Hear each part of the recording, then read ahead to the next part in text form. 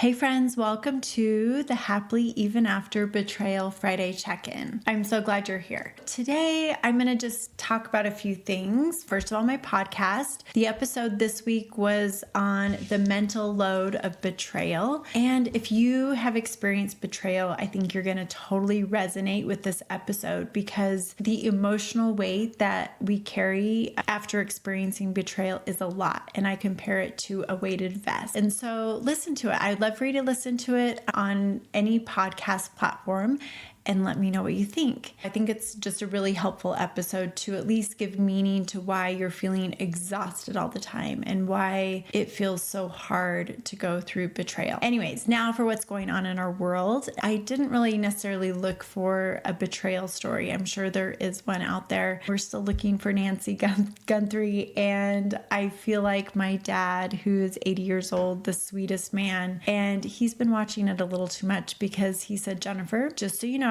if someone kidnaps me and asks for a ransom, please don't give him your money. He's very concerned about me wanting to save him. He's like, I'm okay. I will be okay. Death does not scare me. And so I feel like there might be a population, especially in the elderly community, that is fearful. Like, who kidnapped her? I don't know. I'm worried about her too. And my heart goes out to her family. The Olympics is going on, which I just think is so exciting. And it really shows us what a human body can do if we really put our mind to it. Really what anyone can do. So anyways, that's what's going on in the world. And now in my world, this week was my birthday. I turned 55 years old. And I tell you that because, well, first of all, that's a fact. And I just have been thinking about getting older. And of course, my life has not turned out anything like I planned it when I was a little girl. And I think that's probably for most of us, right? We have this idea of what our life is going to be, and then it doesn't turn out that way. And that can be disappointing, and that can be hard to grasp. It just carries a lot of weight. And I totally believe that because I've experienced that. So what I thought I was going to do, I came up with 55 things that I have learned in my experience with betrayal in my own marriage, as well as getting divorced. Because in my mind, divorce, I really never made it an option in my marriage, which is interesting. I wanted my family to be together. I didn't want to be divorced. And so I came up with 55 things that I've learned. I want to share them with you because my hope as a betrayal coach and giving you some ideas, what is possible, what you can think, what you could consider, like, could I believe that about my betrayal or about my divorce? And so any of these things, if they resonate with you, great. If they don't, it's okay. My thoughts don't resonate with everyone. And so just take maybe one or two along with you to be like, okay, I could believe that, or maybe that is possible for me.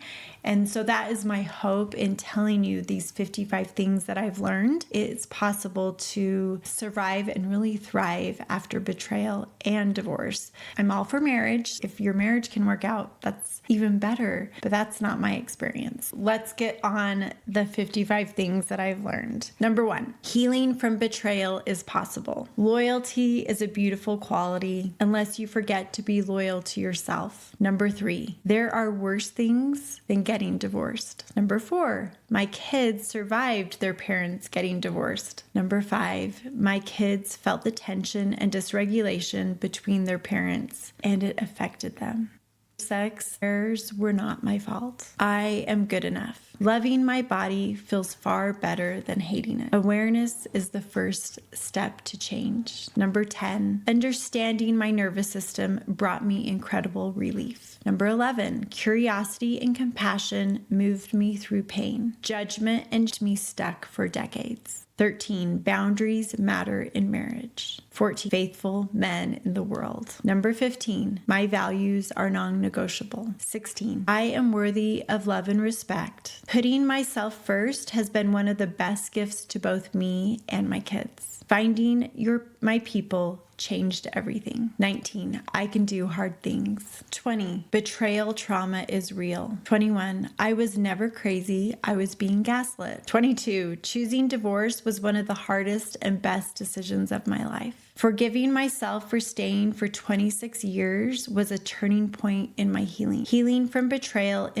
is an act of self-respect. 25. Avoiding my emotions kept me stuck for decades. Pretending is exhausting. Learning to feel my feelings has been unexpectedly freeing. Getting divorced was hard.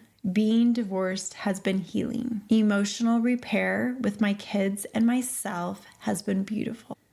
I carried an incredible amount of anger in my body. Divorce is not failure. I tried with everything I had. 37. I am the hero of my own story. 38. Reinventing myself has been exciting. 39. Trying new things is how we grow. 40.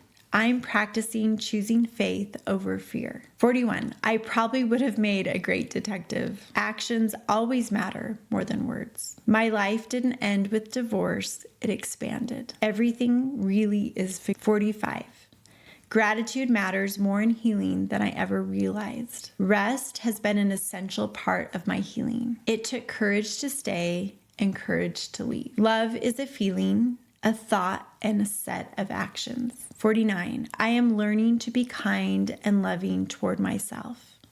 50. I can love someone and still choose divorce. 51. Feeling hard emotions made it easier to feel joy again. 52. There is real grief in betrayal and divorce. Accepting reality has been one of the hardest lessons. 54. Disappointment hurts deeply and it passes. And 55. Happily even after. So if any of these resonate with you, I'm so glad. I hope they do.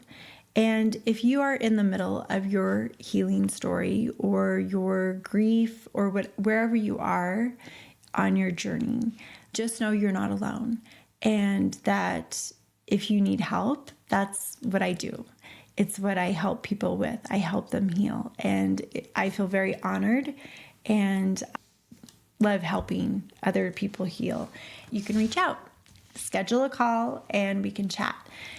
That's all I'm going to say for this week, but I hope you have a beautiful week. And I hope wherever you are that you will focus on you and taking care of you and those kids. Remember, if you're working on your bingo card, make sure you send it in at the end of the month, which is coming up. So anyways, have a beautiful week and I will talk to you next week.